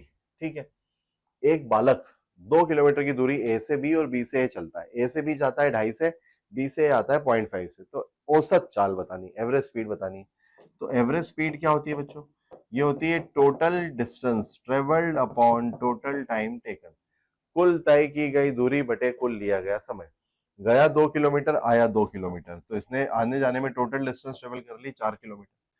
जाने का टाइम नहीं पता है, तो स्पीड इक्वल टू होता है डिस्टेंस अपॉन टाइम, तो टाइम हो जाएगा distance upon speed x by v. x कितना चला 2 और v कितना था 2.5, तो इसको मैं लिख देता हूँ 2 बाई 2.5, प्लस फिर चला 2, लेकिन इस बार स्पीड थी 0.5, पॉइंट हटा के 0 बढ़ा देता हूँ. तो ये तो 4 किलोमीटर चल रहा है, इसको 5 से कैंसिल करो 5 टाइम्स, ये 4 टाइम्स, इसको 5 से कैंसिल करो 4 टाइम्स. ठीक, और इन दोनों में 5 एलसीएम ले लो, तो ये आ जाएगा 4 और ये हो जाएगा 20, तो 5 इंटू 4 20 डिवाइडेड बाय 24. ठीक, तो ये आ जाएगा आपका 10 बाय 12, है ना. 10 बाय 12 मतलब 5 बाय 6. ठीक, 10 बाय 12 मतलब ये आ जाएगा आपका 5 बाय 6. 5 बाय 6 इसका आंसर होगा. 5/6, 5 को डिवाइड कर लो 6 से, ठीक, तो 48, मतलब 0.8 समथिंग कुछ है ना, मतलब ऑप्शन बी आपका सही हो जाएगा। 0.8 समथिंग आएगा, 0.8 से रिलेटेड एक ही ऑप्शन दिखाई दे रहा है, तो बी आपका सही जवाब हो जाएगा। ठीक, क्वेश्चन नंबर 25 पर आ जाते हैं। क्या बोल रहा है 25, समझते हैं। A body is moving towards a finite body which is initially at rest, collide with it. एक बॉडी चल रही है और एक रेस्ट में है, और ये जाके उससे टकरा रहा है भाई साहब, ये भाई साहब जाके टकरा गए। In the absence of any external impulsive force, कोई बाहर से कोई फोर्स नहीं लगा, बाहर से कोई फोर्स नहीं लगा, इट इज नॉट पॉसिबल। जब भी ऐसे क्वेश्चन आते हैं ना, तो इसमें इंपॉर्टेंट वर्ड होता है ये नॉट, है ना, क्योंकि हम लोग क्या होता है कई बार सिली मिस्टेक कर देते हैं, नॉट देखते नहीं और सीधे पॉसिबिलिटी के ऊपर क्वेश्चन सॉल्व करने लग जाते हैं। तो ये छोटा सा नॉट लिखा रहता है, लेकिन उसको हमें थोड़ा ज्यादा ध्यान से देखना चाहिए। It is not possible that, ठीक है, हिंदी में पढ़ लेते हैं। विरामावस्था में रखी एक परिमित वस्तु की और गति करती हुई एक वस्तु इससे टकराती है, किसी भी बाह्य आवेगी बल की अनुपस्थिति में संभव नहीं है। एक बॉडी चल रही है, एक रेस्ट में है, मतलब एक के पास मोमेंटम है, एक के पास नहीं है, मतलब सिस्टम के पास तो मोमेंटम है। अब अगर सिस्टम के पास मोमेंटम है और कुछ भी एक्सटर्नल टॉर्क नहीं लगा है या एक्सटर्नल फोर्स नहीं लगा है, तो मोमेंटम चेंज नहीं हो सकता। Without external force momentum change नहीं हो सकता, मतलब मोशन तो रहेगा। अब ये बोल रहा है both the bodies come to rest, सरासर गलत है, क्योंकि मोमेंटम ही खत्म हो जाएगा। Both the bodies move after collision, दोनों कोलिजन के बाद हमेशा चले ये भी जरूरी नहीं, एक चले और एक रेस्ट में भी आ सकता है, हमेशा दोनों चले ये जरूरी नहीं। The moving body come to rest and the stationary body starts moving, ये पॉसिबल है अगर दोनों के मासेस इक्वल हो, लेकिन ऐसा कुछ गिवन नहीं है, तो हमेशा ये हो ये भी जरूरी नहीं। The stationary body remain stationary, the moving body is not change its velocity, ठीक है। इसका मतलब ये बोल रहा है कि अच्छा नॉट पॉसिबल है, तो both the bodies come to rest, ये यही इसका सही जवाब होगा फिर बच्चों, both the bodies come to rest, ठीक, both the bodies come to rest, यही इसका सही जवाब होगा। क्यों? क्योंकि ये नॉट पॉसिबल पूछ रहा है, ठीक, नॉट पॉसिबल पूछ रहा है। तो सारी पॉसिबिलिटीज में एक बार फिर से डिस्कस कर लेता हूं। Both the bodies move after collision, ये हो सकता है कि दोनों बॉडीज चले, हमेशा चले जरूरी नहीं, लेकिन दोनों बॉडीज चलती रहे, क्योंकि मोमेंटम चाहिए सिस्टम को, तो कुछ मोमेंटम पहली बॉडी का, कुछ मोमेंटम सेकंड बॉडी का, अगर इनिशियल के इक्वल हो गया तो कंडीशन पॉसिबल है। एक बॉडी चले और एक रेस्ट में आ जाए, ये भी पॉसिबल है, क्योंकि जब दोनों के मासेस इक्वल हो गए तो ये एक कंडीशन में ये भी पॉसिबल है। The stationary body remain stationary and the moving body not change its velocity, है ना, ये भी पॉसिबल है, ये भी पॉसिबल है कि अगर जो स्टेशनरी बॉडी है वो ना चले, लेकिन कोलिजन के बाद दोनों ही बॉडी रेस्ट में आ जाए, मतलब मोमेंटम पूरी तरह से खत्म हो जाए, ये सरासर गलत है। तो नॉट पॉसिबल, संभव नहीं है, संभव नहीं है अगर ये पूछा गया है तो इसके लिए ऑप्शन ए होगा, ठीक। चलो नेक्स्ट क्वेश्चन पर आते हैं, क्वेश्चन नंबर 26 पर।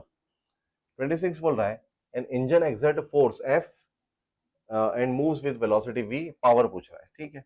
पावर क्या होती है बच्चों? F vector dot v vector. शक्ति पूछी, फोर्स दिया है, वेलोसिटी दी है, डॉट प्रोडक्ट कर दो, तो 6 इंटू 20 करेंगे तो ये हो जाएगा आपका 120, है ना, और 20 इंटू 3 करेंगे माइनस आ जाएगा, ये आ जाएगा 60, -3 इंटू 5 करेंगे ये आ जाएगा -15, ठीक है। फोर्स इंटू वेलोसिटी, वेलोसिटी में सही करा है मैंने, ठीक है, 120 और ये आ गया 60 माइनस का, और ये आ गया माइनस का 15, तो 120 माइनस ये हो जाएगा आपका 75, है ना, 75 मतलब 25 प्लस 20 ना 45, 45 आपका सही जवाब होगा, 45 वाट। क्वेश्चन नंबर 27 पर आते हैं, ठीक है। क्वेश्चन नंबर 27 करंट इलेक्ट्रिसिटी से क्वेश्चन है। क्या बोलना चाह रहा है देखो, समझते हैं इसको। ये बोल रहा है the ammeter in the circuit in the figure measures, ठीक है, यहाँ पर एक अमीटर दिया हुआ है, क्या मेजर करेगा ये बताना है। परिपथ में अमीटर मापता है, ठीक, ठीक है। सर्किट में ये 12 वोल्ट की बैटरी दी हुई है, तो इसको मैं ले लेता हूँ 12 वोल्ट, है ना, और इसको ले लेता हूँ 0, तो क्योंकि एमीटर का खुद का कोई रेजिस्टेंस नहीं है तो ये भी 0 हो जाएगा। अब अगर ये 12 है, इस 1 ओम को मैं यहाँ से निकाल के इसको दे देता हूँ 1 ओम, तो ये हो जाएगा 4 ओम, और 12 यहाँ 4 चाहिए तो ये हो जाएगा 8। अब इस सर्किट में करंट होगा 8 माइनस 0, यहाँ पर जो करंट होगा वो होगा 8 माइनस 0/4, तो ये हो जाएगा आपका 2 एम्पियर, है ना। अब 12 बड़ा है तो 12 से 0 भी एक करंट फ्लो होगा, तो ये I1 बोल देता हूँ, इसको I2 बोल देते हैं अपन। तो I2 की वैल्यू हो जाएगी 12 माइनस 0/6, ये भी हो जाएगा आपका 2 एम्पियर। तो 2 एम्पियर इधर से आएगा, 2 एम्पियर इधर से आएगा, दोनों एमीटर से फ्लो होकर चले जाएंगे, तो 4 एम्पियर। ठीक, तो 4 एम्पियर इसका सही जवाब हो जाएगा। ठीक है बच्चों, नेक्स्ट क्वेश्चन पर आते हैं, क्वेश्चन नंबर 28 पर। क्या बोलना चाह रहा है ये? The maximum velocity of a particle executing simple harmonic motion with an amplitude 7 mm is 5.6, v max की वैल्यू 5.6 सेंटीमीटर पर second, the period of oscillation is, time period पूछा है, ठीक।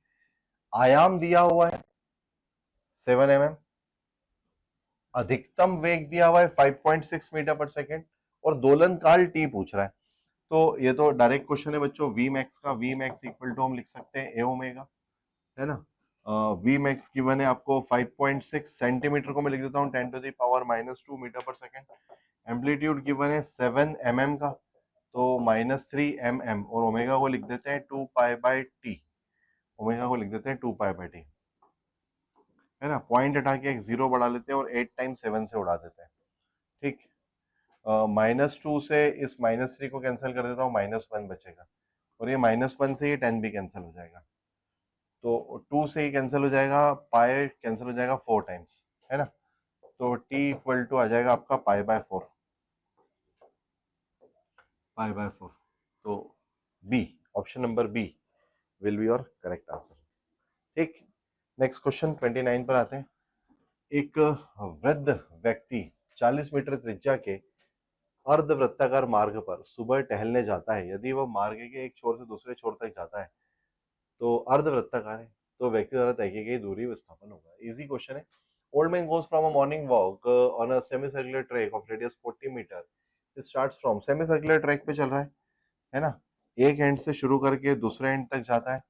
डिस्टेंस और डिस्प्लेसमेंट पूछे है ना, इसके रेडियस गिवन है 40 मीटर, रेडियस गिवन है 40 मीटर, मतलब ये 40 मीटर तो ये भी 40 मीटर, मतलब इसका जो डिस्प्लेसमेंट है वो तो 80 मीटर हो गया, और जो डिस्टेंस है, क्योंकि वो सेमी सर्कुलर पाथ से आया है, तो डिस्टेंस हो जाएगी आपकी बच्चों पाई आर, ठीक। पाई हो जाएगा आपका 22/7 और आर हो जाएगा 40, ठीक। तो 80 मीटर के साथ, 80 मीटर डिस्प्लेसमेंट के साथ ऐसा कोई ऑप्शन दिखाई दे रहा है क्या हमें, है ना। ये हो जाएगा आपका 880/7, या इसको ऐसा लिख दो आप 40 इंटू 3.14, है ना। 40 इंटू 3.14 मतलब 40 इंटू 3 आपका होता है 120, 120 से थोड़ा सा बड़ा कोई आंसर होना चाहिए, तो 126 डिस्टेंस और 80 मीटर डिस्प्लेसमेंट, ये इसका सही जवाब हो जाएगा।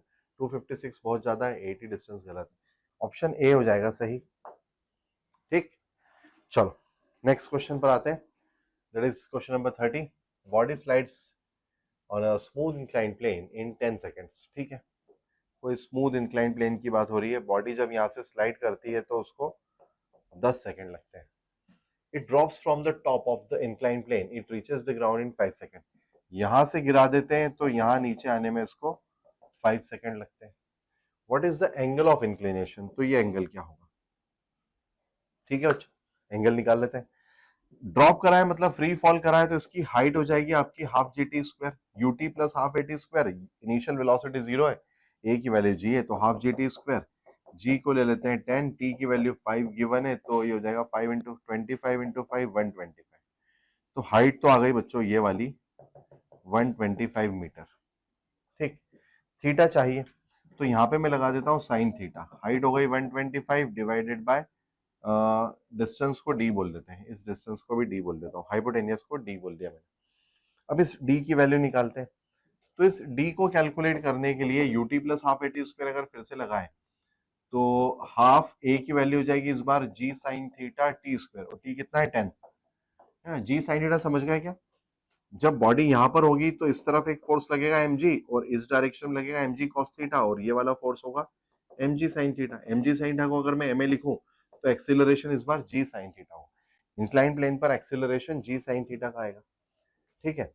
तो हाफ g sin थीटा, तो हाफ g की वैल्यू रख देते हैं अपन 10, साइन थीटा को रखते हैं एज इट इज, 10 स्क्वायर हो जाएगा आपका 100, तो ये हो जाएगा आपका 500, d इक्वल टू हो जाएगा आपका 500 sine theta.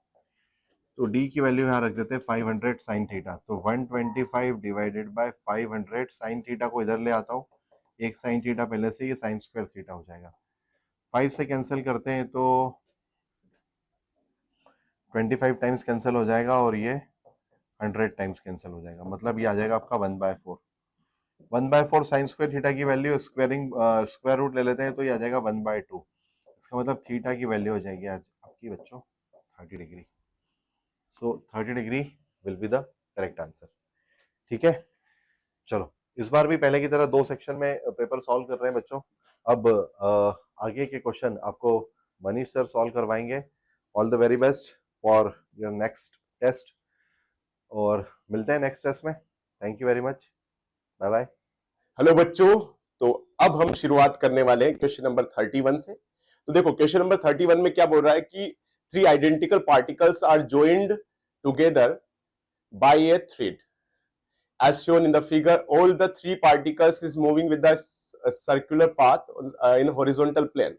If the velocity of the outermost particle is v naught, then the ratio of tensions in the 3 section of the string is. देखो बहुत ही सिंपल सा क्वेश्चन है ये।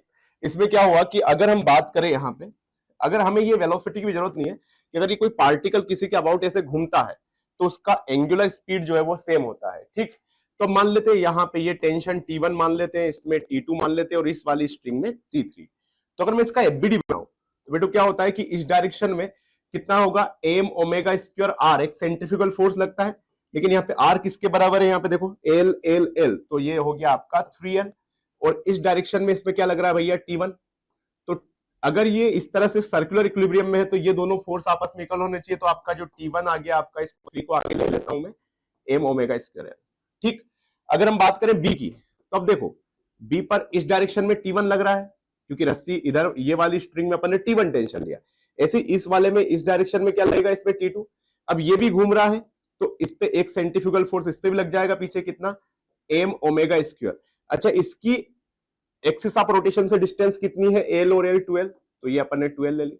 तो अब इस पे कितना फोर्स लग रहा है देखो जरा, तो T2 एक साइड लग रहा है लेफ्ट साइड, और T1 plus m omega square 12 इधर लग रहा है, तो यहाँ पे हो जाएगा T1 plus m omega square 12। और यहां पे हमने क्या किया कि T1 की वैल्यू निकाल चुके हैं हम 3, तो यहाँ पे 3 रख देते हैं, तो T2 कितना आ जाएगा बेटो, 3m omega square l plus 2m omega square l, तो ये आ गया आपका 5m ओमेगा स्क्वायर l, तो T2 हो गया। ऐसे अगर मैं बात करूं इस पे T3, तो अब देखो ये इधर इस स्ट्रिंग से कनेक्टेड है, तो इसमें अब T2 किधर लगेगा, इधर, इसमें क्या लगेगा, इधर T3, और एक सेंट्रीफ्यूगल फोर्स क्या लगेगा इसमें, m ओमेगा स्क्वायर। इसकी एक्सिस ऑफ रोटेशन से लेंथ अगर यहाँ पे l है तो ये m ओमेगा स्क्वायर l। तो अब देखते हैं लेफ्ट साइड में लग रहा है T3 एंड राइट साइड में क्या लग रहा है, देखो जरा, T2 plus m omega square l, तो T2 plus m omega square l, तो T3 कितना आ जाएगा आपका, ये आया आपका 5 omega square l plus m omega square l, तो ये आ गया आपका 6m ओमेगा स्क्वायर l। तो अब देखो ये T3 है, ये T2 है और ये T1 है, तो इसमें क्या है 3, इसमें 5 और इसमें ये 6, तो आपका आंसर आना चाहिए 3:5:6। कहीं पर अगर ऐसा है तो वो करेक्ट आंसर है। तो क्या कौन सा वाला लग रहा है आपको ये right answer, it is question number, it is option number D, ठीक। चलिए बढ़ते अपन आगे, नेक्स्ट अगला प्रॉब्लम बोल रहा है यहाँ पे, electron in the hydrogen atom makes transition from the excited state to the ground state, which of the following statement is true. देखो समझना मेरी बात, यहाँ पे बहुत सिंपल सा है कि अगर जब यहाँ पे एक्साइटेड, इसको अपन n नंबर 2 ले लेते हैं और इसको n इक्वल टू 1 ले लेते हैं, यहां से अगर कोई इलेक्ट्रॉन जंप कर रहा है, ठीक, तो उसकी जो टोटल एनर्जी है यहाँ पे कितनी थी, -13.6 z square by n square होता है, n स्क्वायर मतलब यहाँ पे 2 का स्क्वायर, तो ये जो भी है 13.6/4 आएगा, और यहाँ पे इसमें आएगा कितना, -13.6 z स्क्वायर, तो भैया जो भी है z स्क्वायर बाय n, यहाँ पे 1 है तो 1 का स्क्वायर। तो यहाँ पे देखो अगर नेगेटिवली टोटल एनर्जी बढ़ रही है, मतलब ओवरऑल वो कम हो रही है, तो यहाँ पे इस कंडीशन में टोटल एनर्जी भी डिक्रीज होती है एंड साथ में पोटेंशियल एनर्जी भी डिक्रीज होती है, लेकिन काइनेटिक एनर्जी क्या होती है, इंक्रीज होती है, क्योंकि काइनेटिक एनर्जी जो होती है वो मॉडुलस होता है, मतलब positive value of total energy. तो इसका मतलब यहाँ पे काइनेटिक एनर्जी इंक्रीज होगी और बाकी दो एनर्जी डिक्रीज। तो देखते हैं कहीं पे, तो फर्स्ट ऑप्शन क्या बोल रहा है यहाँ पे, देखो it the kinetic energy increases and the potential and total energy decrease. तो यहाँ इसका ऑप्शन होगा ये, काइनेटिक एनर्जी इंक्रीज हो रही है हमारी and total potential energy, total energy क्या हो रही है, डिक्रीज हो रही है। बिल्कुल सिंपल है, ठीक, बहुत इजी था ये भी। तो नेक्स्ट आगे जाते हैं, और ये चीज याद रखें कि अगर कोई हायर से लोअर लेवल में आ रहा है तो उसका काइनेटिक एनर्जी इंक्रीज होता है, बाकी total and potential energy decrease होता है। चलिए नेक्स्ट करते हैं बन अगला, what should be the I so TIR occurs in the glass air interface। देखो TIR के लिए आपने जो कंडीशन पढ़ी है कि जो हमारा जो लाइट है वो डेंसर मीडियम से रेयरर में जाना चाहिए पहले, और I should be greater than होना चाहिए IC, क्रिटिकल एंगल से ज्यादा होना चाहिए। लेकिन यहां पे देखो, यहां पे क्या हो रहा है कि एयर, ये तो एयर दे रखा है 1 और इसका, तो अब यहां तो ये रेयरर से कहां जा रहा है, डेंसर में, तो इसमें तो TIR पॉसिबल ही नहीं है, TIR नॉट पॉसिबल। तो यहां पे देखते हैं, तो कोई एंगल से तो पॉसिबल है ही नहीं, ये तीनों तो गलत है। अब ये TIR can not occurs in this situation, तो क्या आंसर है इसका, डी। क्या होना चाहिए, TIR टोटल इंटरनल रिफ्लेक्शन के लिए डेंसर से रेयरर में जाना चाहिए, ठीक है। तो यहां तो कंडीशन ही गलत हो गई, तो फिर इसका आंसर आना चाहिए आपका ऑप्शन नंबर डी। आगे बढ़ते हैं, next problem, from the following VT curve diagram we can conclude, okay, कौन सा प्रेशर ज्यादा है, निकाल लेते हैं। तो हमने क्या किया, इसको थोड़ा सा ऐसे आगे बढ़ा दिया, तो यहाँ पे कुछ एक इंटरसेक्शन आ गया। तो यार आपने एक इक्वेशन पढ़ी होगी y = mx + c, ठीक। अब अपन क्या कर लेते भैया, ये v और t ग्राफ है हमारा, तो y की जगह तो अपन ने v लिख दिया, m स्लोप की जगह अपन ने इसको एक काम कर लेते भैया, स्लोप को m ही मान लेते हैं आप चाहे तो, और ये क्या है t, या फिर इसको एक काम करते हैं अपन a भी मान लेते हैं, ये ज्यादा बेटर है। तो अपने स्लोप को a मान लिया, एक्स एक्सिस पे कौन है, टेम्परेचर, तो T ले लिया, और इसको मान लिया मैंने B, तो ऐसी इक्वेशन बन गई हमारी। अब देखो EV = हमने क्या पढ़ा है, nRT, तो प्रेशर = कितना हो जाएगा, nRT/V।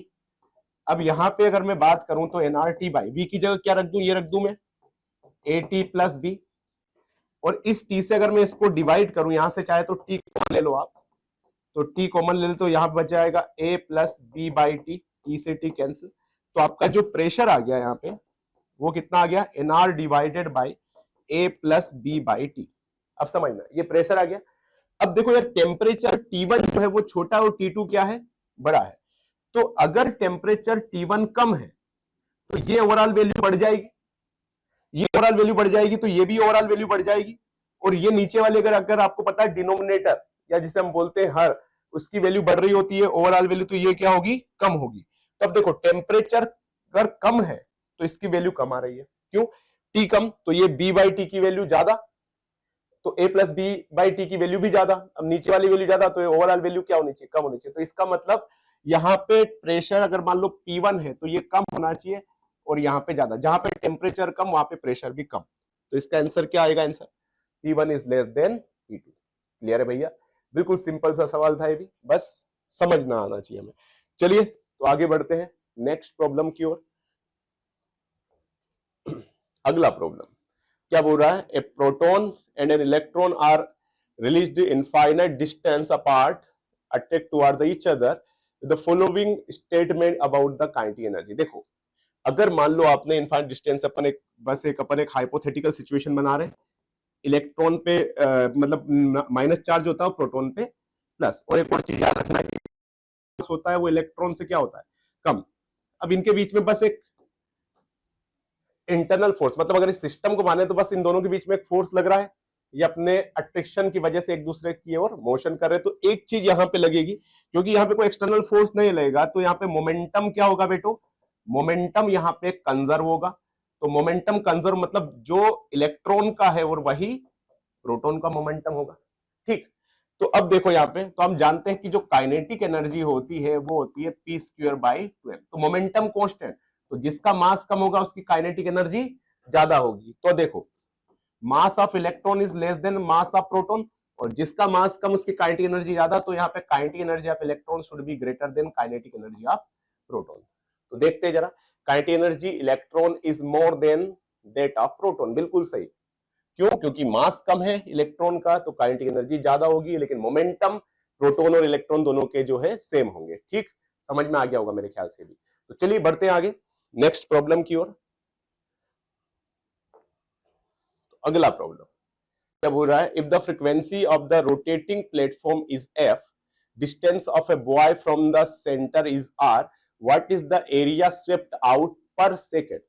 Area swept out per second मतलब आपको डीए बाई डी टी निकालना है यार, कि क्या होगा।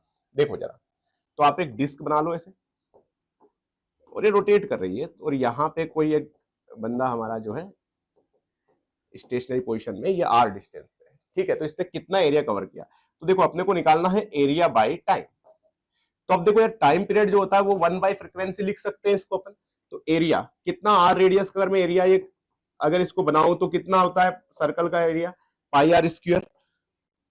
तो ये आएगा आपका यहाँ पे पाई आर स्क्वायर, और इसकी जगह क्या लिख सकते हैं 1 by F, time period, F ऊपर गया तो F pi R square. This is the final answer है क्या कहीं पे, F pi R square, yes pi R square F. तो this is the correct answer. बिल्कुल सिंपल सा सवाल था ये भी। चलिए बढ़ते हैं आगे अगले नेक्स्ट प्रॉब्लम की ओर। अगला प्रॉब्लम क्या बोल रहा है, देखो जरा, an ideal situation taken through the ए से बी, बी से सी से shown in the figure, if the net heat supplied to the gas in the cycle is 5 joule, work done by the gas in the process C to A. Okay. अगर आप एक cyclic process की बात करो, ए से B, B से सी और सी से ए, तो इसमें जो चेंज इन पोटेंशियल एनर्जी कितना हो जाता है, 0।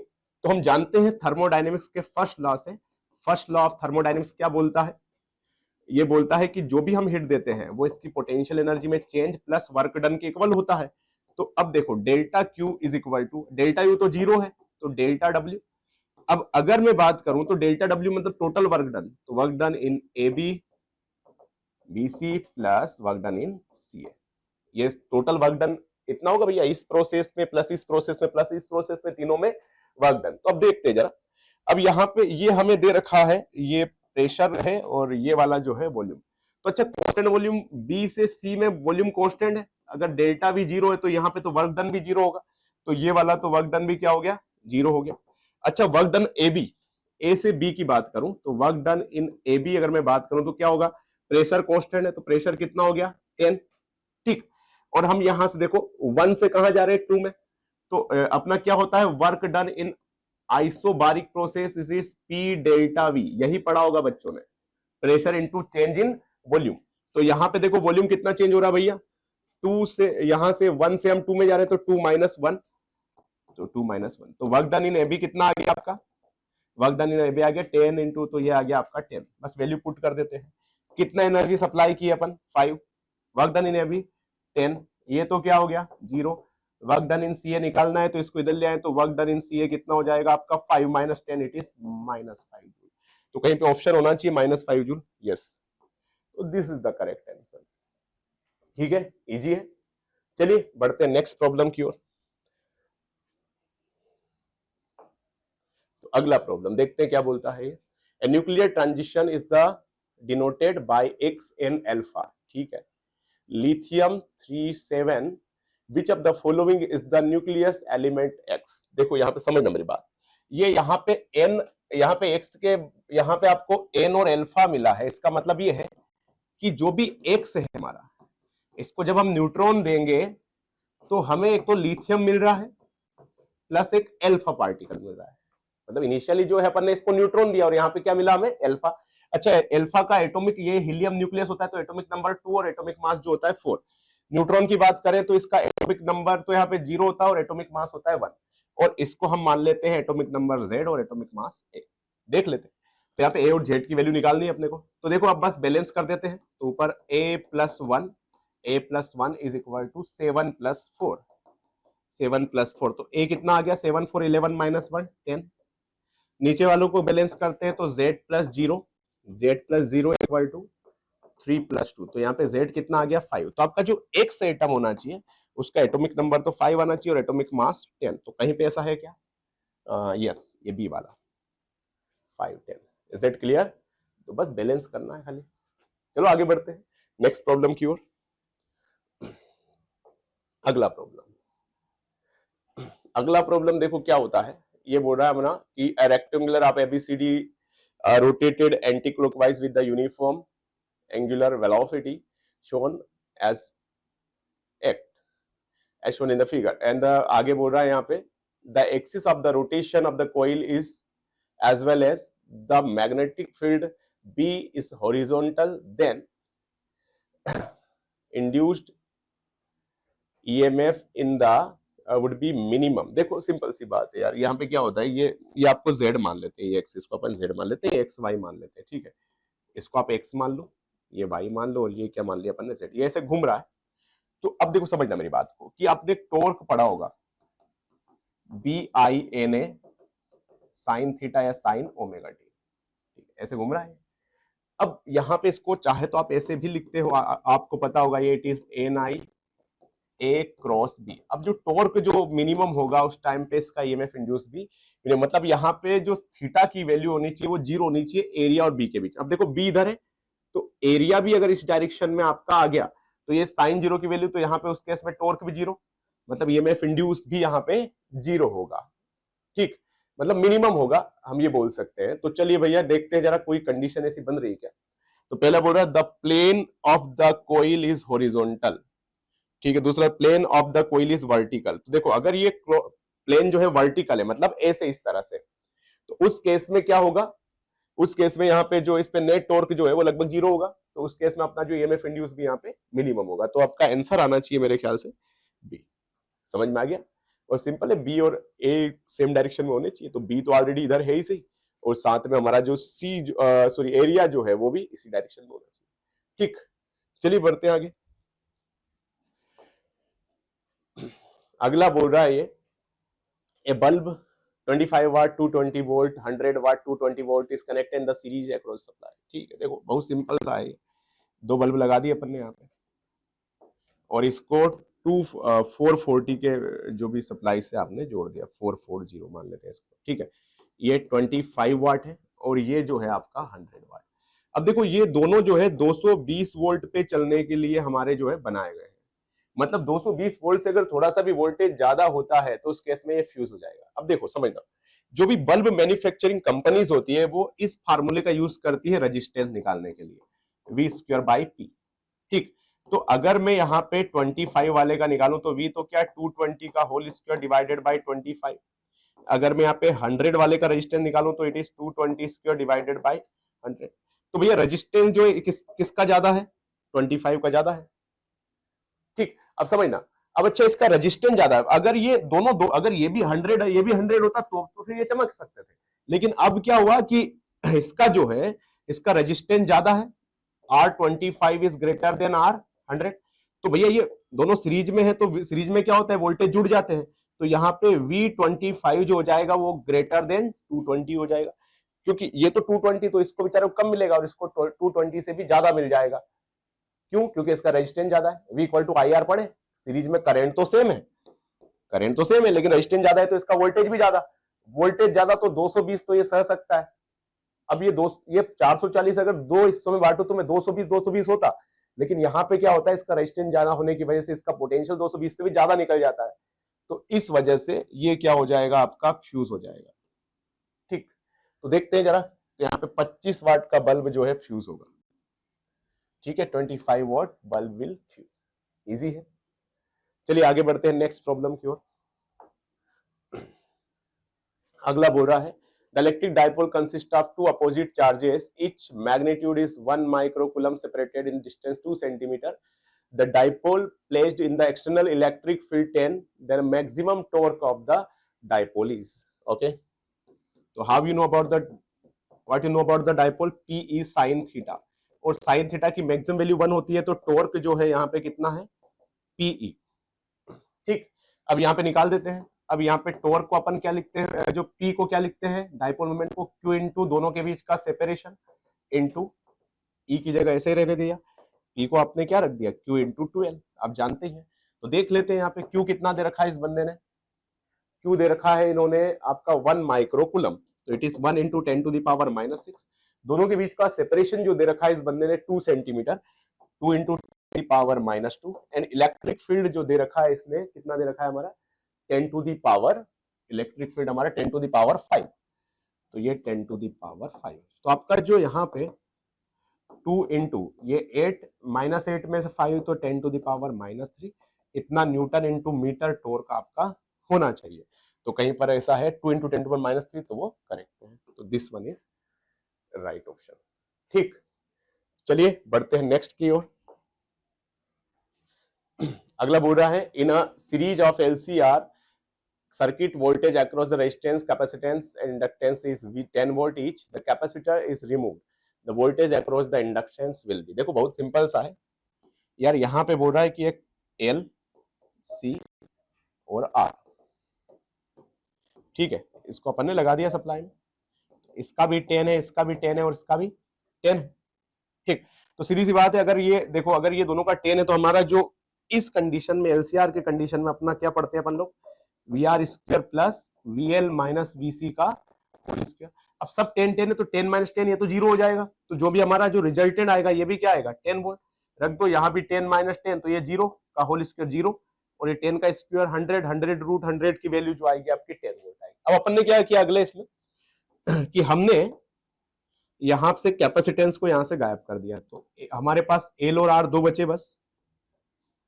तो अब देखो अगर ये इनका वोल्टेज सेम था, मतलब वोल्टेज सेम था यहाँ पे, तो इसका जो रेजिस्टेंस भी सेम होना चाहिए, मतलब X L equal to X C equal to X R, या जिसे हम बोलते हैं आर, ये सब सेम है। तो एक्सी या एक्सएल की वैल्यू भी क्या होगी, आर के बराबर ही होगी, क्योंकि वोल्टेज सेम जा रहा है। ठीक, और सीरीज में करंट सेम होता है। तो अब यहाँ पे ध्यान रखने वाली बात है, अब देखो क्या हुआ कि ये तो अपन ने 10 अप्लाई किया तो कितना हो जाएगा V इज इक्वल टू, अगर यहाँ पे बात करें VC तो गायब हो गया, तो ये कितना हो जाएगा आपका VR का होल स्क्वायर प्लस VL का होल स्क्वायर। ठीक है बेटो, तो अब देखो क्या हो गया ये तो अपना 10 हो गया और यहाँ पे इसको अब ये दोनों आर आर है, मतलब यहाँ भी वोल्टेज सेम ही होगा, तो इसको जो अपन VR मान लेते हैं दोनों को, तो VR स्क्वायर, तो ये या फिर VL स्क्वायर मान लेते हैं, क्योंकि दोनों का वोल्टेज सेम रहेगा, क्योंकि रेजिस्टेंस मतलब जो एक का रेजिस्टेंस और रिएक्टेंस दोनों का सेम है हमारा। तो अब यहां से हम बात करें तो ये हो जाएगा आपका √2VL, तो इसको नीचे भेज दे, तो VL आपका आना चाहिए 10/√2, यही VR भी यही आएगा। ठीक, तो देखते हैं जरा, यहाँ पे 10/√2 इज द करेक्ट आंसर, तो यहाँ पे कौन सा वाला आ रहा है हमारा C। इजी है, यहाँ पे तीनों है, तो यहाँ पे अपन निकालते हैं VR square plus VL minus VC का, तो 10 माइनस 10 है तो 0, तो ये भी 10 है, तो 10 इसका तो ये 10 आया, तो अपनी जो सप्लाई वो 10 पता चल गया हमें। अब बात करें भैया, जब अपन ने इसको हटा दिया तो यहाँ पे V इज इक्वल टू कितना आता है, VR square plus VL square. अब यहाँ पे दोनों रेजिस्टेंस और इसका रिएक्टेंस दोनों सेम है, मतलब जो एक्सएल इक्वल टू आर है, तो जितना वोल्टेज ये खाएगा उतना वोल्टेज ये खाएगा, तो दोनों का मैंने VL मान लिया बस, VL स्क्वायर, तो यहाँ से आपका क्या गया, क्लियर है। चलिए आगे बढ़ते हैं, क्वेश्चन नंबर 43। ये तो सिंपल सा सवाल है, देखो जरा, देखो यहाँ पे मैं क्या करता हूं, ये ए है, तो ये तो क्या हो गया बेटे ए, और ये यहाँ भी ए पहुंचा, ऐसे यहाँ पर बी पहुंचा और यहाँ पर बी, ये क्या करता है मल्टीप्लाई करता है ए बी। ठीक, ए बी का मल्टीप्लाई करता है, लेकिन नेंड है तो ये क्या हो जाएगा आपका ए बी का बार, या फिर आप और भी आसान तरीका है, ऐसे भी मत करो, डायरेक्ट आप इनपुट आउटपुट रख लेते हैं। चलो सबसे पहले अपन ने क्या रखा भैया, 0 0 0 1 1 0 एंड 1 1 रख के देखते हैं ए बी। सबसे पहले मैंने 0 0 रखा, तो ये 0 रखा, तो ये भी 0, ये भी 0, ये भी 0 और ये भी 0, 0 0 का मल्टीप्लाई करके 0 करना चाहिए, लेकिन ये नेंड है तो ये क्या कर देगा इसको 1, तो यहाँ 1 1 पहुंचा। 0 1 का मल्टीप्लाई कर 0, लेकिन ये नेंड है तो ये 1 हो गया, ये भी 1 0 का मल्टीप्लाई करके 0, लेकिन ये क्या कर देगा इसको, नेंड है तो 1। अब 1 1 का मल्टीप्लाई करके भैया 1 आना चाहिए, ठीक है, 1 1 का मल्टीप्लाई करके क्या 1 आना चाहिए, लेकिन यहाँ पे ये जो नेंड लगा है तो ये भी क्या कर देगा 0, तो इस केस में अपने को 0 मिलना चाहिए, तो आपका y मिल गया 0। अपन 0 1 की बात करते हैं, 0 1 की बात करके देखते हैं, तो 0 1 की बात करें तो भैया एक को हम क्या कर दिया, यहाँ पे देखो जरा, ये 0 ले लिया, यहाँ पे 1, ये 0 पहुंचा, ये भी 0, ये 1 पहुंचा, तो यहाँ भी 1 देखो 1 0 का मल्टीप्लाई 0 आना चाहिए, लेकिन ये क्या भेज देगा 1, यहाँ भी 1, यहाँ 1। ठीक, अब ये जो 1 है 1 0 का मल्टीप्लाई करके 0 आना चाहिए, लेकिन यहाँ पे क्या क्या बोलेगा, ये अपन ने 0 एंड 1 लिया ना, तो ये यहाँ पे 0 है और यहाँ भी 0, और ये यहाँ पे 1 है तो यहाँ भी 1, अभी 0 1 का तो ये भी 1, तो ये भी 1, ये भी 1। 0 1 का मल्टीप्लाई 0 आना चाहिए, लेकिन ये क्या भेज देगा 1। 1 1 का मल्टीप्लाई करके 1 आना चाहिए, लेकिन ये यहाँ पे नेंड है तो क्या कर देगा, उसको उल्टा कर देगा भैया। अब ये पे 1 0 का मल्टीप्लाई करके 0 आना चाहिए, लेकिन ये नेंड है तो ये क्या कर देगा इसको 1। तो यहाँ पे भी 1। सेम देखो सिमेट्री बन रही है, जैसा ऊपर है वैसा ही नीचे है, तो यहाँ पे 1 0 पे भी क्या आएगा, 1 ही आएगा। सिमेट्री बन रही है, तो जो 0 1 पे आएगा वही 1 0। अब 1 1 रख के देख लेते हैं, लास्ट वाला बचा है। चलिए भैया, तो मैंने इसको हटा देता हूं मैं। अब 1 1 रख के देख लेते हैं अपन। तो अब देखो ये भी 1, तो ये भी 1, ये भी 1। 1 1 का क्या आना चाहिए भैया, 0 आना चाहिए। अब यहाँ पे सॉरी 1 1 का 1 आना चाहिए, लेकिन एंड है तो ये क्या कर देगा 0, तो ये भी 0 और ये भी 0। 0 1 का मल्टीप्लाई करके 0 आना चाहिए, नेंड है तो क्या कर देगा 1। 0 1 का मल्टीप्लाई करके 0 आना चाहिए, लेकिन 1। 1 1 का मल्टीप्लाई करके 1 आना चाहिए, लेकिन नेंड है तो ये क्या कर देगा 0, तो यहाँ भी आएगा 0। तो आपका आंसर 0 1 1 0 आना चाहिए। कहीं पे है क्या, 0 1 1 0, दैट्स द करेक्ट ऑप्शन। ठीक है, अब लास्ट 2 प्रॉब्लम। अब यहाँ पे देखो क्या बोल रहा है, ये sphere of the mass 1/√3 plus then the two inclined plane of angle of 30 degree and 60 degree horizontally shown in the figure. ठीक है, द नॉर्मल रिएक्शन पॉइंट, ठीक है, पी पे अपने को नॉर्मल रिएक्शन फोर्स निकालना, मतलब इस पॉइंट पे। देखो आसान है यार, ये क्या लग रहा है यहाँ पे। चलो एक काम करते हैं, इसको थोड़ा सा बड़ा कर देते हैं ताकि आपको समझने में आसानी हो। ये ऐसे एक 30 डिग्री और एक एंगल यहाँ पे 60 डिग्री। ठीक, तो this one is and this one is 60। समझ, यहाँ पे सेंटर ऑफ मास से नीचे तो क्या लग जाएगा mg, बस एफबीडी बनाना आना चाहिए अपने को। अच्छा यहाँ पे p पॉइंट है ये, इसको मैं n1 मान लेता हूँ, तो यहाँ पे नॉर्मल n1 लग गया। यहाँ पे ये वाला 2 पॉइंट मान लेते हैं, तो इसको मान लेते हैं अपन n2। अपने को n1 की वैल्यू निकालनी है बस ओवरऑल। देखना समझना, ये 60 है बेटे तो ये 60 है तो ये भी 60 होगा, ये 90 है तो ये 30 होगा, और ये 30 ये 90 है तो ये 60 होगा। अपने को किसी ट्रायंगल के तीनों एंगल का सम होना चाहिए, वो क्या होना चाहिए आपका 180 होना चाहिए। तो ये 60 तो ये भी 60, ये 90 ये 60 तो ये 30 है, ये 90 और ये 60 है तो ये भी 60। ऐसे यहाँ पर ये 30 है तो ये 30, ये 90 है ये 30 है तो ये 60, ये 90 है तो ये कितना हो गया आपका 30, ये 90 प्लस 30 प्लस 60 आएगा। अब ये 30 है तो ये भी 30। अब देखो इस n1 का अगर मैं कंपाउंड निकालूं तो ऊपर आ गया n1 cos 30, इस डायरेक्शन में आ गया आपका n1 sin 30। ठीक, ऐसे ही यहाँ पे आ गया n2 cos 60 और इधर आ गया यहाँ पे n2 sin 60। अब बस एफबीडी बना लिए। अब यहाँ पे बस फोर्स बैलेंस कर दो इक्विलिब्रियम में, तो लेफ्ट वाले इक्वल टू राइट वाले, तो कितना आ गया आपका बेटो n1 sin 30 is equal to n2 sin 60। तो यार यहाँ पे n1 is equal to sign 30 की वैल्यू तो कितनी 1/2 एंड n2 साइन 60 की वैल्यू √3/2। तो यहाँ से जो n2 आ गया वो क्या आ गया आपका n1/√3। ठीक, एक यहाँ से एक इक्वेशन यहाँ से बन जाएगी, n1 cos 30 plus n2 cos 60 is equal to upward force equal to downward force. Downward में कौन लग रहा है यहाँ पे mg। चलो वैल्यू रख देते हैं, n1 साइन 30 की वैल्यू कितनी होती है √3/2 प्लस n2 की जगह मैं वहां से n1 की वैल्यू डायरेक्ट रख दे रहा हूँ। ठीक है, क्या रहा बेटे यहाँ पे n1/√3 मल्टीप्लाई cos 60 की value 1/2 is equal to mg। m की वैल्यू बाद में रख देंगे। तो यहाँ पे इसका अब यहाँ से आप 2√3 को यहाँ से अगर अपन एलसीएम ले तो 2√3 को एलसीएम लिया तो 2 से 2 cancel, √3 it is 3n1 plus 2√3, तो यहाँ पे आ गया n1। और यहाँ पे m की वैल्यू रख देते हैं, ये कितना बोल रहा है 1/√3, g की वैल्यू रख देते हैं 10। √3 से √3 क्या हो गया बेटे कैंसिल, 2 को इधर ले गया 10 2 जा 20, 3n1 और ये 1n1 कितना हो गया 4n1, तो 20/4 कितना हो जाएगा, तो n1 आ जाएगा 20/4 बोले तो 5 न्यूटन। तो कहीं पर भी अगर 5 न्यूटन ऑप्शन है तो वो करेक्ट है, देख लेते हैं जरा। Yes, B option is correct 5 newton. तो इसका आंसर है अपना 5 न्यूटन। सिंपल था, एफबीडी बना के सोल्व कर सकते हैं हम लोग। चलो अगला आगे बढ़ते हैं, लास्ट प्रॉब्लम। ये बोल रहा है running man has half of its kinetic energy that of the boy the half of his mass. ठीक है, man speed up by 1 metre per second as the have same kinetic energy that of the boy the original speed of the man will be. तो अपने को man की speed चाहिए। ठीक है, मान लेते हैं मैन का मास आप m मान लो और बॉय का मास जो है आप m/2 मान लो। तो देखो मैन की kinetic energy half m v man का होल स्क्वायर, और ये बोल रहा है कि आधा है बॉय की काइनेटिक एनर्जी, तो आधा है काइनेटिक एनर्जी हाफ है बॉय काइनेटिक एनर्जी यहाँ पे लिख देते हाफ, एम कितना दे रखा है बेटा बॉय का, मेन से आधा m/2, और ये v बॉय का होल स्क्वायर। ठीक है, यहाँ पे कुछ कैंसिल आउट होता है तो अपन करते थे m/2 से m/2, तो vm का whole square it is vb square by 2 2 जा 4, तो यहाँ से अपना जो vm आ जाएगा, दोनों साइड अंडर रूट ले लेते हैं, तो vm vb का whole square it is vb, और 4 का रूट इट इज 2। तो जो बॉय के कंपैरिजन में उसकी जो स्पीड है वो आधी आधी है, तो इसको इधर ले जाए, तो यहाँ पे v बॉय जाएगा आपका 2vm। ठीक, अब अगले टास्क में क्या बोल रहा है कि अगर जो मेन ने अपनी स्पीड जो है वो 1 से इंक्रीज कर दी, तो इसकी जो काइनेटिक एनर्जी बॉय के बराबर होगी, तो इट इज 1/2, बॉय का मास क्या है m/2, और उसकी जो स्पीड है वो half m vb whole square. ठीक है, तो इक्वल हो गई भैया, पहले आधी थी लेकिन अब इसने 1 से बढ़ा दी तो बराबर हो गई, तो अब भी कुछ कैंसिल आउट हो रहा है क्या बेटो, यस, m/2 से m/2 कैंसिल, तो यहाँ पे क्या आ गया vm प्लस 1 का whole square is equal to 1/2, vb की जगह क्या रख दे बेटो 2vm, तो इसका स्क्वायर करेंगे तो ये कितना हो जाएगा 4vm का होल स्क्वायर। यहाँ भी vb था, v बॉय, उसकी जगह 2 वेलोसिटी आप रख दिया अपन ने 2 तो ये 2vm स्क्वायर हो गया। अब दोनों साइड हम रूट ले लेते हैं, तो ये तो क्या हो गया आपका vm प्लस 1, यहाँ पे लेंगे तो 2 का तो कितना हो जाएगा √2, और vm स्क्वायर को हो जाएगा vm, तो इसको 1 को उधर vm को उधर ले जाए, तो √2vm minus vm equal to 1।